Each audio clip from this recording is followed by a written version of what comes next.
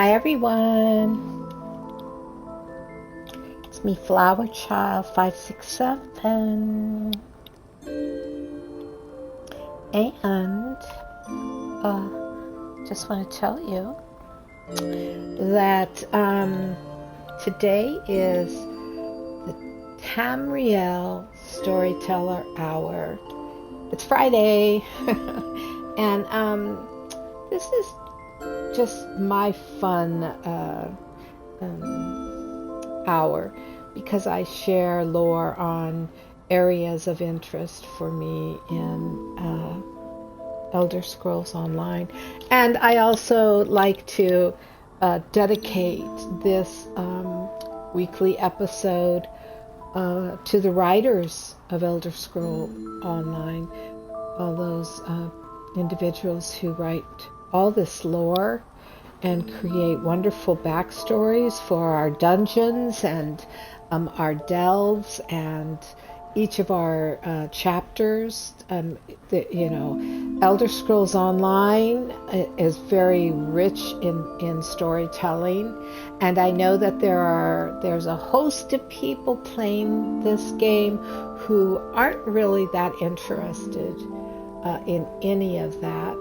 But I would just want to share that if you are obsessed with ESO the way I am, then at some point you're gonna dive in to your lore and even write backstories for your own tunes, your own characters, because that's what makes it fun. And that's the form of role-playing also that was built into this game or designed into Elder Scrolls Online. So I think that's really important to be aware of. So there's one thing I want to share with you is that right now there is a Crafters Celebration mini event going on right now, and it ends on Tuesday, February 20th, but it's for us, those of us who are crafters, and that's what today is dedicated to, crafters. And then if I don't run out of time, because Wednesday was Valentine's Day, I might read a couple of love lores. I don't know. I'm dressed in my Valentine's Day outfit, as you can see. Hi to those of you coming in. It's nice to see you, Visionary, Indian Chief, Whitehead. So wonderful to see you guys. And so let me start this off by doing everything we always do to get the ball rolling, right? So let me see. I got to take us out of this. And then I'm going to light the candles and open it up and pull out our tome. Open that. Oh, the magic has begun. Oh, yes, indeed. Well, today we're going to actually go to my new guild hall and to the crafting areas there. And so we're going to take a trip. So let me get you ready, because I need to sprinkle you with some fairy dust, right? So that you can travel with me. So take a deep breath and, ooh, there you go. And now let me open a portal so that we can travel. Let's see, where are we going? There, that's where we'll go. Yes, okay. Now here we go. Join me as we fly across Tamriel, and we're going to go to my guild hall, the Glad Song Arboretum.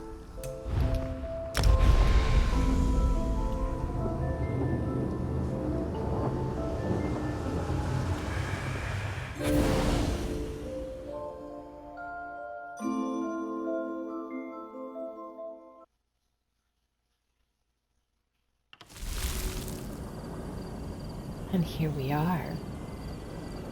We've arrived into my house. That is the guild hall.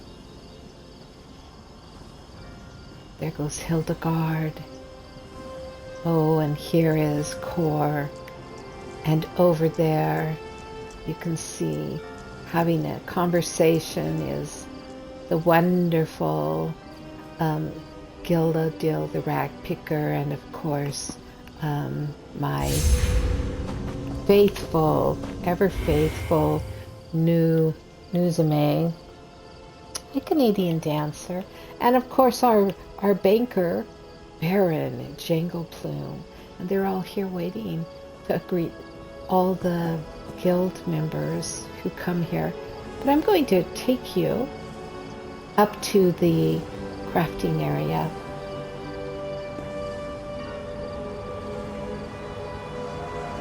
We're going to go up from this side so you can see the full scope of it.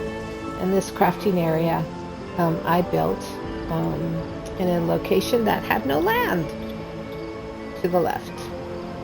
So there is Meridia shining her faithful light on us, as you can see from up above. And here is the different crafting areas.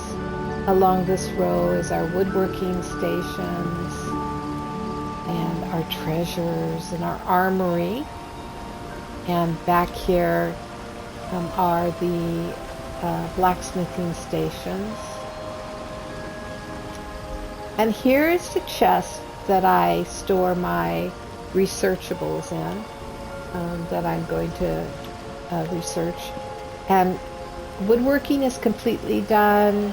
Armory, I lack 2 more pieces, and then I've researched all of armory. And up here, up the stairs, we have our clothing, and I think I have 2 left to research in the clothing. I have 2 more over here. We have our jewelry station, which is fully researched, the transmute station, and the outfit station. These are all important and the main things that we're going to be talking about today. But I also want to take you inside, into where we have enchanting and provisionary, and this is the seating area. I didn't do too much in here other than put stuff out. But over in here is where we have all the magical arts, and we have our alchemy station here, and over here we have our enchanting table, and then of course different paraphernalias. And many things in here I've also crafted myself, and that's one of the fun things about becoming a crafter, is that you begin to create your own items and place them in. Not stuff like this. This is an achievement or an item that you get from an achievement merchant and stuff. And then in here is, of course, the kitchen. Here's our provisionary cooking fire. Here's where I store foods that I've made and potions. And this also is just a fire. And then we have lots of fun things everywhere for you to eat. And again, many of these things I've created myself as a crafter. So we're going to go back down out here because we're going to talk about crafting. And one of the things I just want to share with you about this crafting festival is that you're receiving lots and lots of goodies. So you want to get out there on the land, and you want to gather and harvest all your materials, your woods, your metals, your plants, any and everything that's harvestable. You want to get out there and harvest. Doing daily writs for our skill lines. Down here, the crafting area, alchemy, blacksmithing, clothing, enchanting, jewelry, provisioning, woodworking. This is our crafting area, and these are the areas that you work on, and you know, of course, you want to max them out, which of course I have a while ago. But you can really, if you are working on these things, you can over this event, you can really get these items up to max level, or at least in a way that has really helped you grow as a crafter. Now, the idea of doing crafting for many of us is that I'm going to the achievement folder, which is right here under journal, the achievements. One of the ideas is that you become a master crafter. For those of us who have played the game for a long time, and I'm very late in becoming and doing this part, even though I've been in the game since 2017, of course, most of you know, or maybe you don't. It came out in 2014, and I joined in 2017, and I didn't take crafting seriously until about 2022.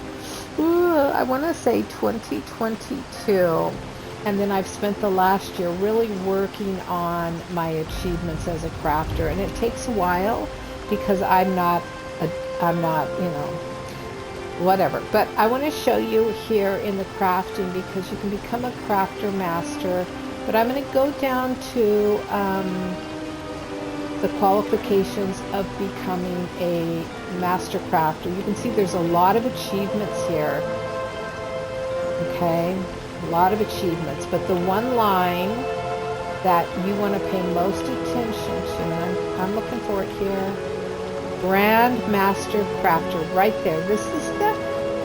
These are the qualifications you must fulfill in order to become known as a Grand Master Crafter and receive that title.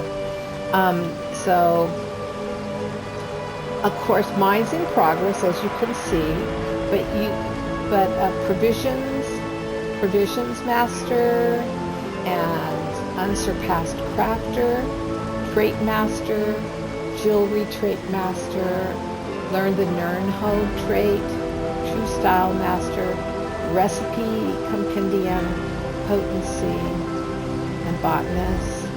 Oops. Sorry. And Botanist. Okay. And so you get the Grandmaster title, and of course you get an outfit and everything. The Skyforge Smith Hammer that you can wear. It's an achievement, and really sets you apart.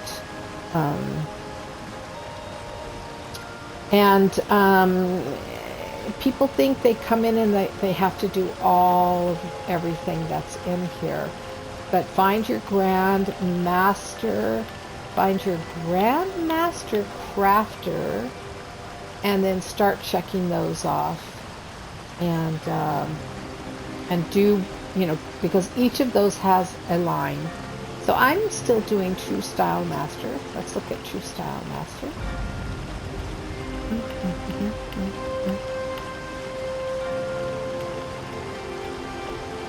Where are you, True Style Master? There it is, True Style Master. And it's to collect and learn 50 full motifs. You can see I have 7 more to do. And I'm going to be working on completing this as quickly as possible by doing one thing, and I'll share that with you in a little bit. So you can see there's different levels. First you start off by doing 10, and then 25, and then 50, okay?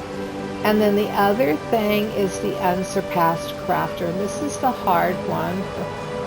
This is the hard one. And again, it starts out with 10, 15, 25, and then 100, and I'm at 47, and it adds up, so you don't have to repeat. So like you get 10, and then you have to get 15 more to get to 25, and then 75 more to get to, to get to 100. So these are for the Master Writs, and I'll show you those in just a minute too. So then I'll be done. Yay! Okay. That's the crafting under achievements. All right. So, the main stations we're gonna look at today are right here, the clothing station, the transmute station, and the outfit station. And then I'll touch base on the armory, which is here. This is free, and I don't know if you can still get it, but it used to be free. And then we've got, I'll mention the woodworking and the iron, this blacksmithing station. Okay. Okay. So aside from getting all of this stuff, right? Aside from getting all of this stuff, when you craft, and this is something I learned late, nobody ever told me this, I just happened upon it and then started researching crafting and learned it all on my own. So if you're new to crafting or new to the game, really listen to what I'm saying, because it's going to save you a lot of time and a lot of time, that's all I can say. When we go out and we work a dungeon or a delve or a boss, or we run around opening treasure chests, right? We get style pages and we earn motifs. These are two things you need to really commit to your memory right now. Style pages and motifs. They are different, and I'll explain that in just a moment. But when you get that stuff, everybody immediately wants to sell it to get the gold. Don't sell. Go to a crafting table and deconstruct. Deconstruct your materials in the beginning. There are ones that just show you a coin, just the item, and then how much it's worth. Those sell off. But the other ones that have all of the traits, you know, they have a trait and they have part of a set, etc., etc. Those you want to deconstruct. The ones that you're not going to wear as you earn and move towards champion level, which is level 50. You want to deconstruct those. And when you deconstruct those, what happens is you get what's called inspiration. And inspiration is the equivalent of experience points for your crafting skills. So, like I said, it's earned by, of course, crafting your own items or by deconstructing relevant items. So, for example, deconstructing some heavy armor would reward you with blacksmithing inspiration, which will take you closer to the next blacksmithing rank. And that becomes really, really important, all right? And the other thing I want to talk with you about is understanding the icons of the things that you earn. And I'm going to come over here and go into this box because I want to show you something. Because the other thing you want to begin to do is research. Now I have items in here that are no longer researchable for me because I've already researched them. But I have other characters that I don't know, I have one other character that I'm thinking of doing research on. So I've locked items and put them in my chest here for that character to come and withdraw them and research them. Now I'm going to show you what I mean by that. Items that you still need to research, or areas that you still need to research. You see how to the far left it has a little kind of like a mic, what do you call it? Like magnifying glass. It has a magnifying glass, you know, the little circle on top with the handle down below. That means that still needs to be researched. And what needs to be researched is the type it is, which it's a guard, its legs, it's a guard, and the trait, which is Nernhone. This is my last guard, my last item, Nernhone, that I have to research. So I'm gonna take you to where I have to research this so you can see. All right. So if we come over here to a blacksmithing. Oh my gosh, blacksmithing table. Okay, all of these traits. Count them up. Count them up. 1, 2, 3, 4, 5, 6, 7, 8. There are 9 traits. 9 traits. All of these traits need to be researched. And by the time you get to the last one, whichever one it is, it doesn't go in order, it's going to take you 28 days of research time. It starts off with like 2. First time you research, it's like 2 days. And then it keeps adding on until the very last item you research is going to take you 28 days. And it'll tell you at the top, all traits are researched. Then you go to the next one. I have 16 days left of research here that I'm doing. My last mace was a training trait. And then here we have swords. I have to do powered. That's my last one. 11 days for the battle axe training, and I still have charged. I still have to do this one. Okay, I have charged. Research I have to do. And then here's the great sword, charged. And here's a dagger, defending. And that's just the weapons. Then I'm going to hit my right bumper, and it takes me to the apparel. Cuirass, sabatons, gauntlets, helm, greaves, pauldron, girdle. You can see I still have greaves to do. Sturdy. That's my last apparel item in the blacksmithing. And right now, if you look up above the box we were just in, I can't go up there with the cursor to highlight it.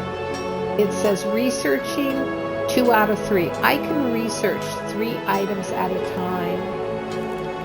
Now, once you research these traits, that means you can create at a table that trait. You can create at a transmute station that trait, an item with that trait. So it takes so long to do this because you have woodworking in creation. First of all, you have the shield, all right, and then you have the weapons, the bows and the staffs. That's what your woodworking is. And of course, you saw the weapons and the armor. That's over here. And then when you come up to your clothing station, then of course you've got all your apparel, robes and shoes and gloves, hat, breeches, epaulets, sash, jack, boots, bracers, helmet, guards, arm cops, and belt.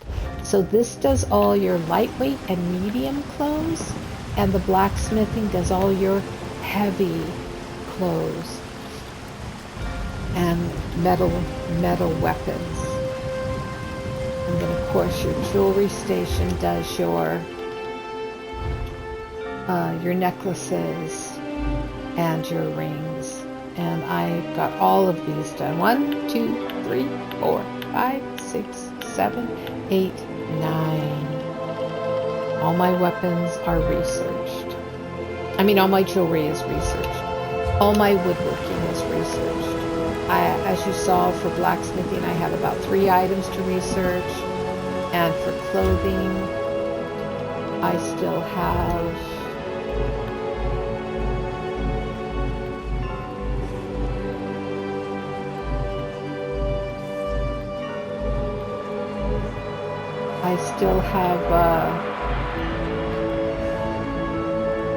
arm cops, which I have the Nirnhone. I can actually start that. But right now I'm already researching 3 items. So you can see I'm almost done with research, and I believe that Arncops, Nernhone, oh, and I have guards training in Nernhone, so that's 3 items.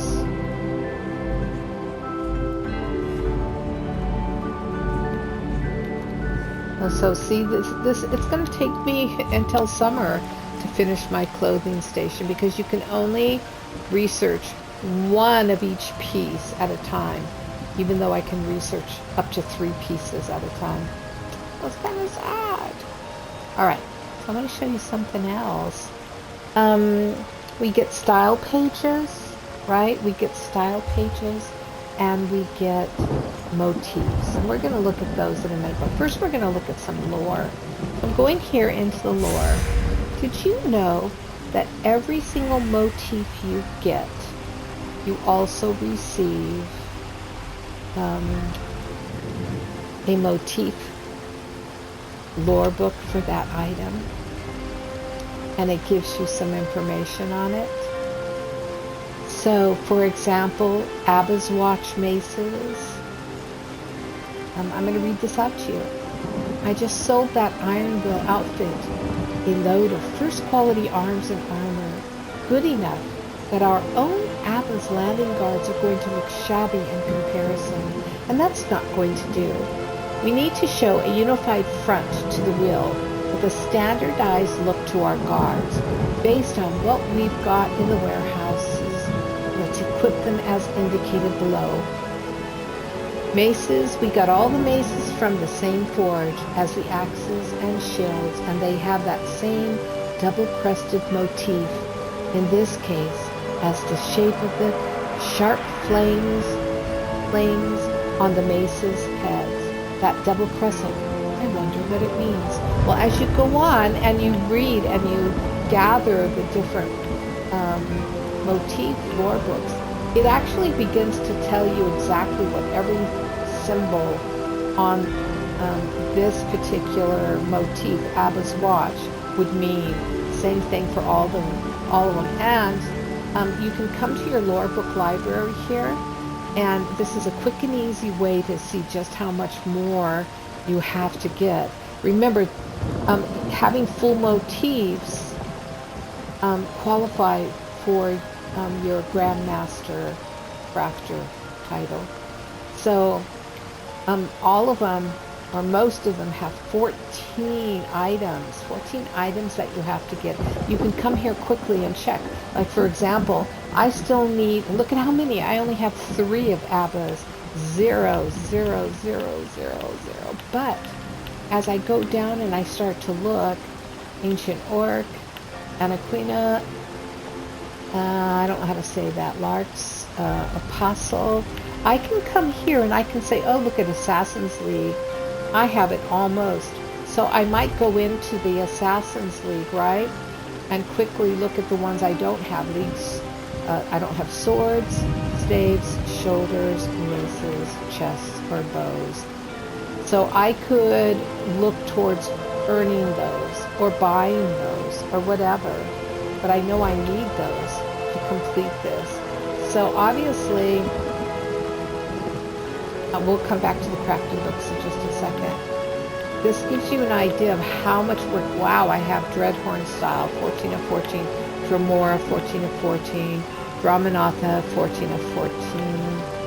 So I don't have a lot. Here we go. Hollowjack style. Ivory Brigade. New Moon Priest. Almost refabricated is done, or regatta style is done. Scribes of Mora, Sea Giant,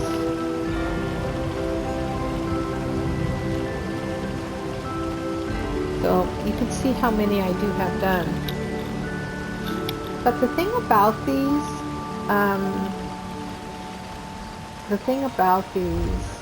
is that it's a quick and easy way to see what you need to finish out. Like, let's say I needed to get one motif to get my complete motif to get my Grandmasters. I could come here and see what which one I only needed one or two. And then I could go around to guild traders and try to buy that motif.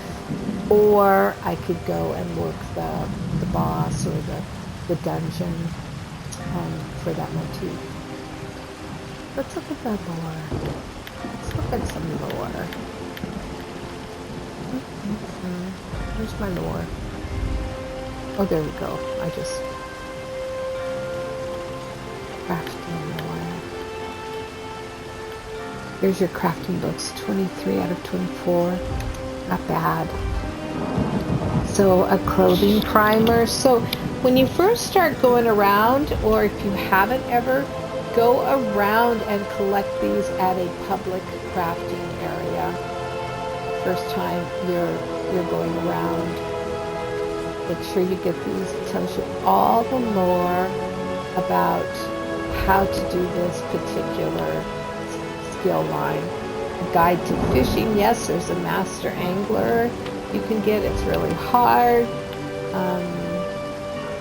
Alchemy, provisioning guides, blacksmithing, and here you go. Here are the motifs. I know I'm not reading a lot of things to you today, sorry, because there's so much here. But all your motif styles are here too. It goes on and on about it, and it's so cool because it's history. So I think, let's see, we've been working with Khajiit, haven't we? I'm going to read the Khajiit. Where'd the Khajiit go? Because we're going to next week continue our Khajiit.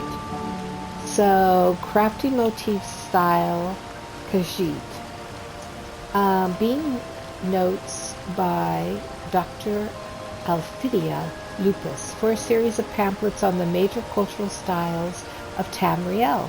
Dr. Lupus was imperial ethnographer for potentate Savarian Cherokee from the Second Era, 418 to 431. When I went to the professor's townhouse this morning, my first priority was to apologize to Diva. By Sefi Jed told me he was out. He'd gone somewhere from the portal chamber, using an incantation and leaving nothing behind but a burnt smell. Onward, I told myself. Work will take your mind off it, so I went looking for Morian. I found the old dear at breakfast, just finishing his sweet roll and chow. When I entered the kitchen, he merely knocked over his mug in his haste to stand up and bow. I told him I wanted to make some notes on the Khajiit and asked him if he knew any of the cat folk, as I did not.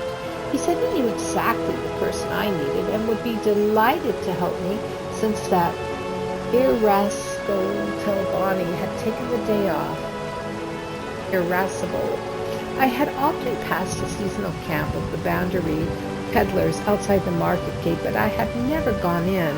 Residual caution from my father's warnings keeping me out, I suppose, as well as a pungent scent. Besides, I've always been a dog person. But Morian plunged right in without hesitation and led me to a pavilion adorned with colorful prayer flags. I followed Morian into the tent, where he introduced me to Madame Shizao Jo, whom he said was a Khajiit sorceress devoted to Azura and Magris. So, sitting in lotus position, she bowed politely. The catfolk are, listen, gestured to a pair of seat cushions and asked how this one could be of service. We had a long and lovely chat, and there are superficial similarities between the motifs and designs of the Khajiit and the Red Guards, perhaps because they both inhabit hot, arid environments. But where the Red Guards favor long, flowing curves, the catfolk are devoted to circular and crescent-form moon shapes. The shapes of Nasir and Secunda in all their phases appear everywhere on Khajiiti clothing and ornaments. The falcate silver of the crescent moon also brings to mind the Khajiiti claws that spring from pads in their hands and feet, a subtle but ever-present threat to softer folk.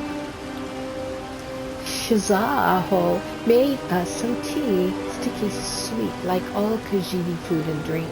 then asked to see the leaves in the bottom of my cup. She stirred them with her pinky claw and said, now she saw the object of my concern. I'd let my fear cloud my longing and darken my heart. I blurted something about how Diva had tried to kiss me, and Morian dropped his cup, splattering poor Shazi. I thought he was going to explode in rage, but instead this sad look came over him, and then he began pouring out his heart about his feelings for me. It was so sweet of him. I was really quite moved. The Khajiit mage made a discreet exit, and we stayed on her cushions, talking what seemed like hours. Hey, Red Fox, I don't know. I did not know. All right, now I want to read to you Argonian style.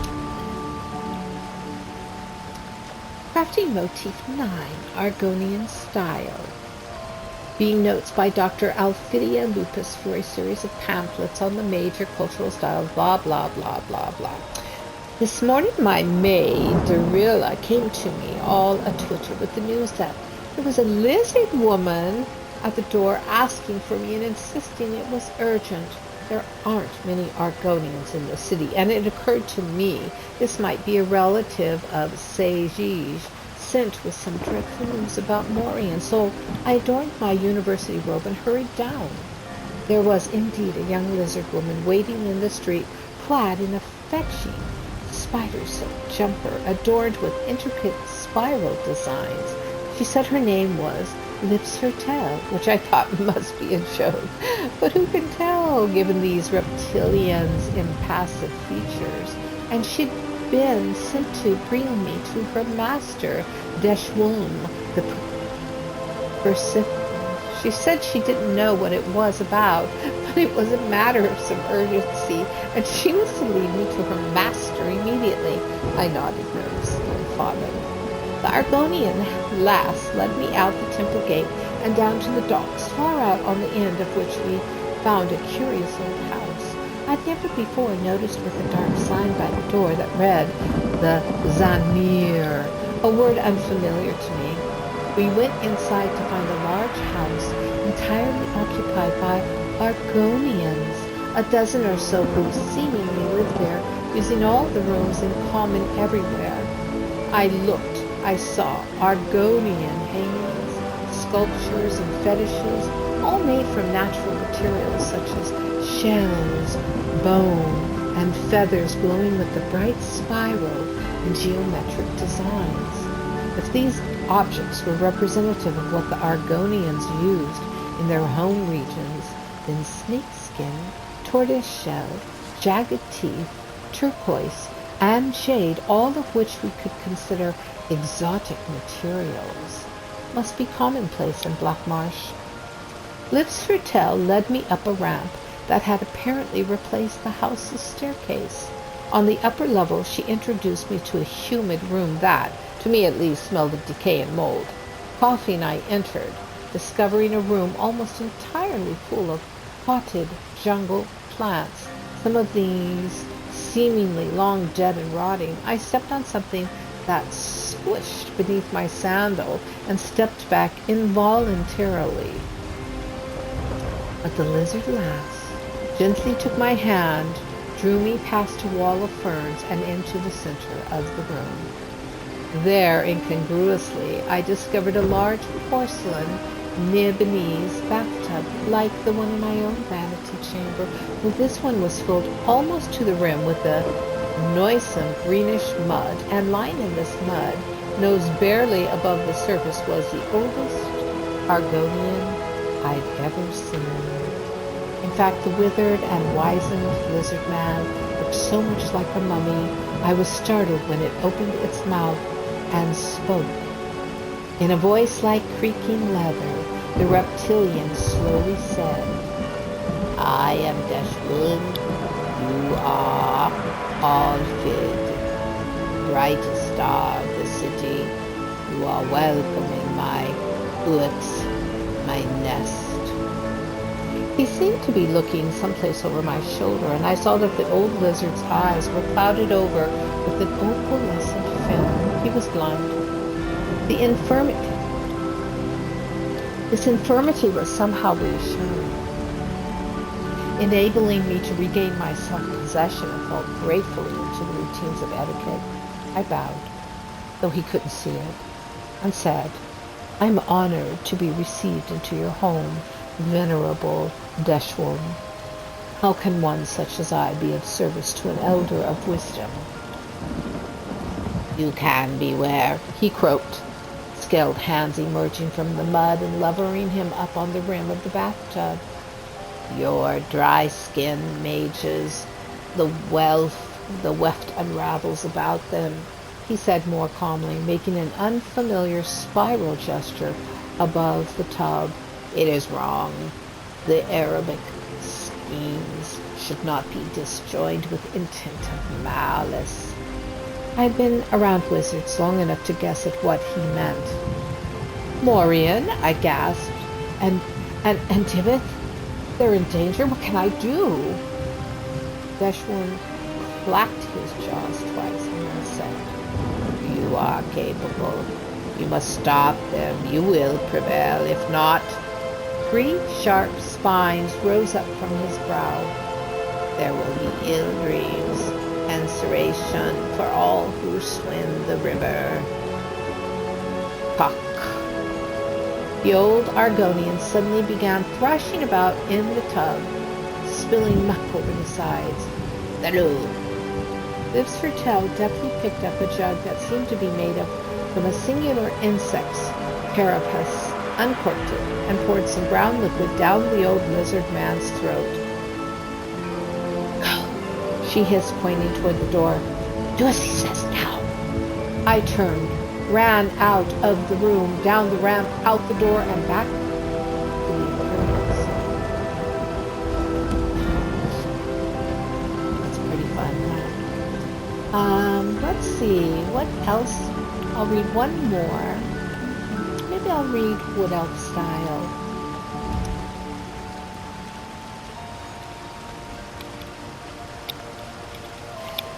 Being notes. Okay, blah, blah, blah. Next, we complete our study of the elves with the Bosmer of Valenwood. Though less influential in the world at large than their cousins, the High Elves and the Dark Elves, the Wood Elves outnumber all other Mer in Tamriel, being relatively fecund for elves, and more, shall we say, amorously inclined. It's a commonplace to point out that the Wood Elves favor natural motifs, but, as I learned, there's more to it than that. Their reverence of Ifri and the story of the Earthbones is reflected in the stylized fashion in which these natural motifs are represented.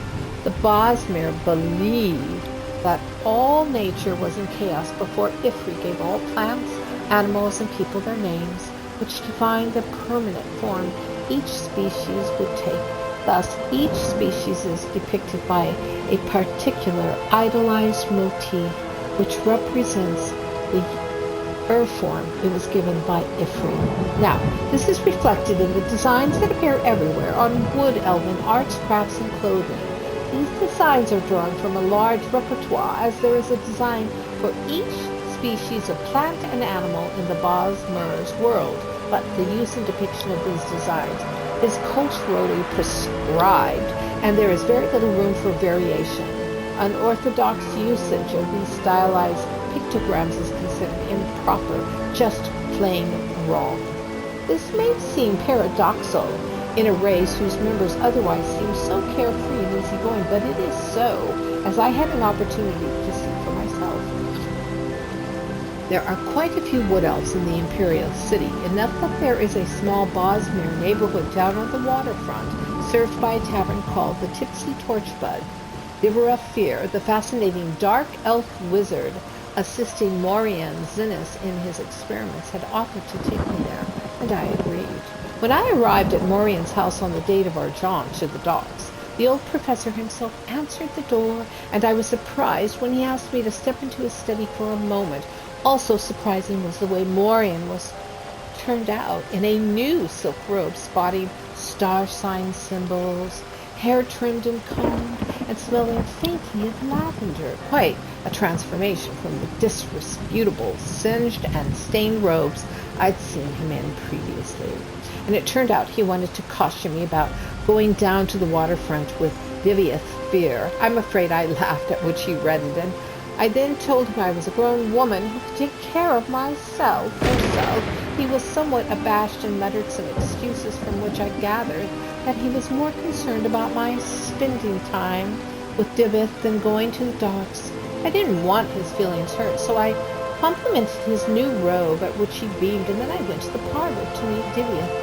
I shouldn't ramble on, but we had a wonderful evening, and the Tipsy Torchwood was a lively place, and Divith introduced me to Lady Benel, the proprietor, who insisted that we share our table. The entertainment was Benelli's Bosmeri Burlesque, which was hilarious, and I couldn't drink any of the Wood Elf's revolting beverages. I did consent to share a pipeful of Bug's Notes with Divith, which made me feel strangely exhilarated. It also led to my seeing a prime example of Bosmeri disdain for improper design when a Leowan sailor who had seen me sharing Divith's pipe offered to sell me a card-flown pipe of genuine Valenwood made. Lady Benelli told me it was a counterfeit and not to waste my money. The sailor protested, but the diminutive wood elf woman told me any fool could see the tell was wrong on the Imga carved on the bowl, and he should shove it off, which he did.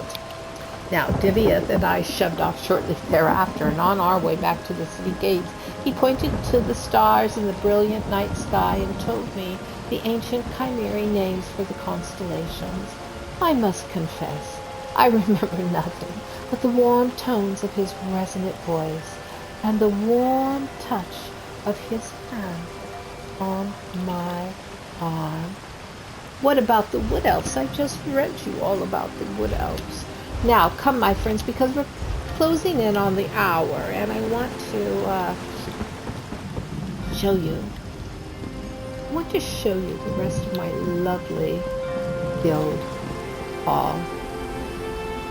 As you can see, we have a few Mundus stones for. But what I want to show you, and where I want to end, is up here in the Enchanted Gardens.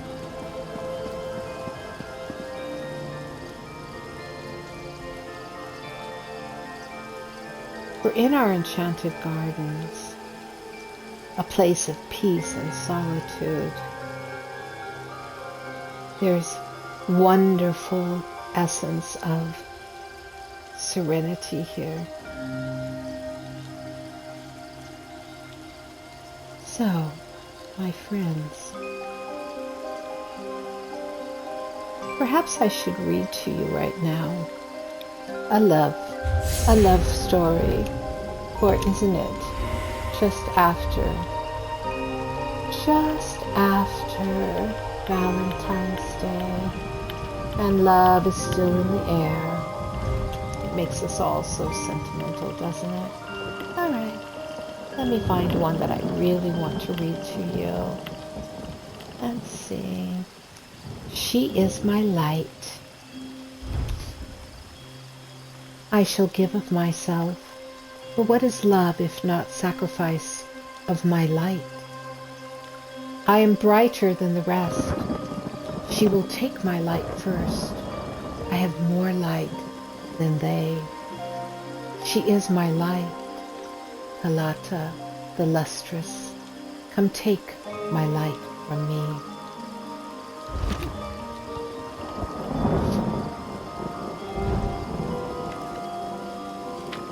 We'll end with this today. Sweet life, lie dusted with sugar. Stroke by stroke I brush my fur, bringing it to the highest gloss. My lips are tinted with red, as are my claws, blood like vermilion, bright like a fresh kiln. My eyes are rimmed in black. The clamor when I leave my home each night, so many and so eager. They beg for a taste of my sugared sweets, for a chance to take the first skim of my cream. I walk on, tray-laden and balanced atop my head, with barely a glance from side to side. Only one may touch my treats, lap the sweet cream prepared by my own hands. Only he and no other. And so I walk across the square, from home to temple, and offer everything to Alkosh. My sugar, my tarts, my milk, and sweet cream. Each gift lovingly prepared, then placed upon his altar. May the first cat take my simple offerings and fill me with the ecstasy of love's first kiss. Well, my friends, thank you for joining me on this day.